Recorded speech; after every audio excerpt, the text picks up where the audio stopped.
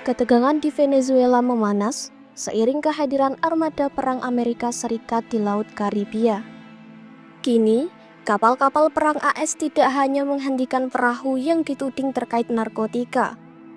Sejak Desember 2025, AS juga menahan tanker minyak milik Venezuela.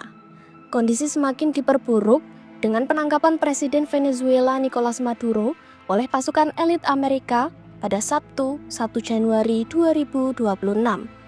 Di sisi lain, minyak tetap menjadi urat nadi ekonomi negara tersebut. Venezuela diketahui memiliki cadangan minyak terbesar di dunia, yaitu lebih dari 300 miliar barel.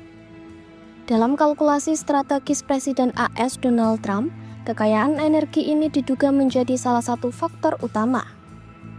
Namun, para analis menilai konflik Venezuela tidak bisa dipahami dari perspektif minyak saja. Venezuela diketahui memiliki kepentingan global lain yang saling terkait, termasuk manuver Cina dan Rusia.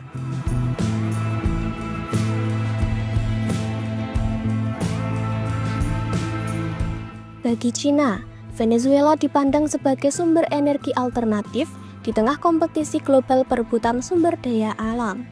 Volume pasukan dari Venezuela terus meningkat, meski baru menyumbang sekitar 4% dari total impor minyak ke Cina.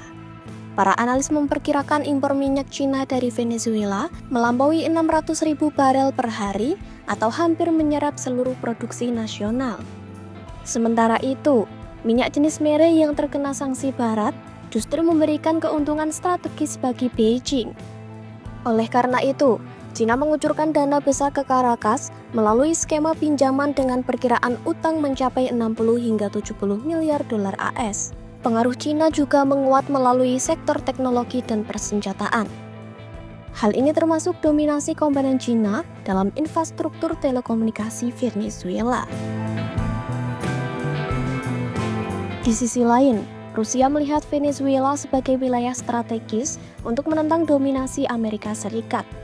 Hubungan Moskwa dan Caracas telah menguat sejak era Hugo Chavez. Rusia diklaim menjadi pemasok utama persenjataan Venezuela dalam konflik Georgia pada 2009 lalu. Tak hanya itu, Rusia juga mengirim pesawat militer ke Caracas sebagai bentuk dukungan kepada Presiden Venezuela Nicolas Maduro.